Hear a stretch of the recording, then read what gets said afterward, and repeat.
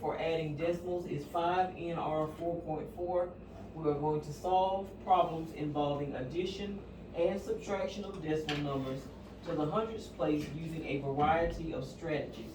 Our learning target is I can use a variety of strategies to solve problems involving addition and or subtraction. We're going to start off with our daily affirmation. Okay, let's hear it. I love myself, I believe in myself, I am proud of myself, I can do this. Okay, and when we say that, I need for everyone to say it loud and say it strong and as if you really do believe in yourself, okay? Because if nobody else believes in you, you should, okay? So like I say, we're going to continue our lesson on adding decimals. You have your math packet in front of you, and we're going to start by using our base 10 blocks to help us in understanding how we're going to add decimals. Yesterday, as an introduction, we talked about what we're going to use each of these blocks to represent, correct? Yes, ma'am. Today, I'm going to ask you to recall that information and tell me what place value each of these blocks is going to stand for. And then we're going to work through some problems, and you are going to model these problems at your desk.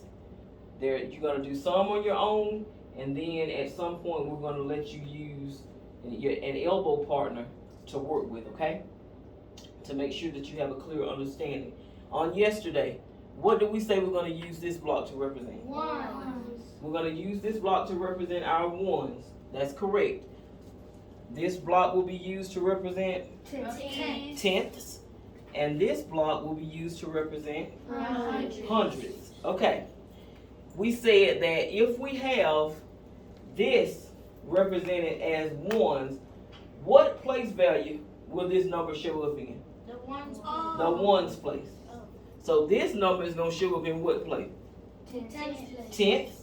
And this number is going to show up in what place? In the hundredths. But make sure, because we're behind the decimal, tenth, hundredth. Okay? Everybody got that? Yes, ma'am. Okay. If you look at your packet, the first question or problem reads, Shanika and Janae run in a relay race. Shanika runs 100 meters in 13 6/10 seconds. Jana runs the same distance in 12 2/10 seconds. What is their total time? In thinking about what this question is asking us to do, who can tell us some important information that is stated in this passage? What's some important things that we need to know in order to be able to solve this? We have to add it. How do we know that we have to add it? Because What is the key word that they use that tells us we're going to be adding? Does anybody know?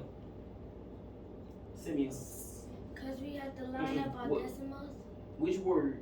You're right. When we add decimals, we do have to line them up.